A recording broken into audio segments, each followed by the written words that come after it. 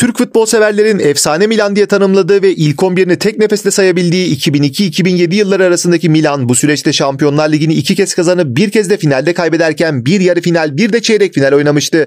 5 sezon boyunca sürekli olarak Avrupa'nın 1 numaralı kupasının en büyük favorileri arasında yer alan Carlo Ancelotti'nin ekibi aynı dönemde Serie A'yı ise sadece bir kez kazanabilmişti. 2003-2004 sezonunun ilk yarısını lider kapatan Roma'nın ikinci yarıda bayır aşağı gitmesiyle liderliği devralan Milan, özellikle Andriy Shevchenko'nun kariyer zirvesini görerek Ballon d'Or kazandığı sezonu şampiyon olarak tamamladı. Bu şampiyonluk 1999-2010 arasını kapsayan 11 yıllık uzun bir süreçte Milan'ın elde ettiği tek şampiyonluktu.